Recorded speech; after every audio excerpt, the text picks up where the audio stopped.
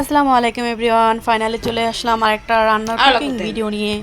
তো আমি চুলার উপরে কড়াইটা দিয়ে দিলাম, তেলটা গরম হয়ে গেছে। এখন আমি দিয়ে দেবো কাঁচামরিচ, আগে থেকে কেটে রাখা পেঁয়াজ, তারপরে দিব টমেটো।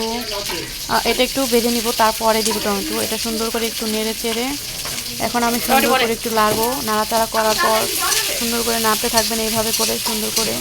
যখন পেঁয়াজটা একটু হয়ে আসবে তখন দিয়ে দিবেন এখানে পেঁয়াজ, আদা, রসুন বাটা। আমি কি বানাচ্ছি অবশ্যই বলবো, সম্পূর্ণ ভিডিওটা দেখলেও বুঝতে পারবেন আমি বানাচ্ছি আলুর দম। হ্যাঁ, এখন আমি পেঁয়াজ বাটা দিয়ে দিয়েছি, তারপরে মরিচ টরিচ দিয়ে দিয়েছি, হলুদ আর কি স্কিপ করেছি, হলুদটা দিইনি। তারপরে আমরা দিয়ে সব কিছু দিয়ে আমি সুন্দর করে ম্যারিনেট করে একদম সুন্দর করে নাড়াচাড়া করতেছি, একদম ম্যারিনেটের মতন মশলাটা সুন্দর করে মাখাচ্ছি। এই আর কি সুন্দর করে মাখিয়ে এইভাবে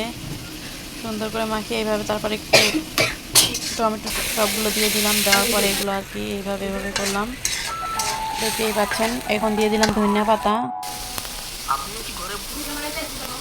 দিয়ে সুন্দর করে এভাবে লাড়াচাড়া করতে হবে। সুন্দর করে লাড়াচাড়া করে তারপর দিয়ে দিতে হবে সেই আগে থেকে সিদ্ধ করে রাখা আলুগুলো দিয়ে সুন্দর করে এইভাবে করে সুন্দর করে নাড়াচাড়া করে সুন্দর মতন যখন কষানোর পর দেখবেন সুন্দর একটা কালার চলে আসবে।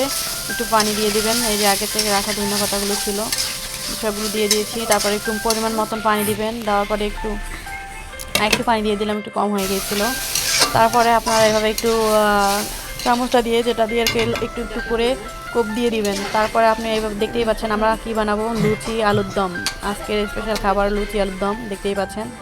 তারপরে তামান্না আপু বসে গেল লুচি বেলার জন্য, আমি বেললাম, তামান্না আপু বেললো। তারপরে ফাইনালি এই যে সব লুচি আলুর দমগুলো শেয়ার করলাম। আর দেখতেই পাচ্ছেন এখন আমি লুচির আলুর দম খাবো। তামান্না আপু আমার পিছন থেকে চলে আসছিলো, এই আর কি।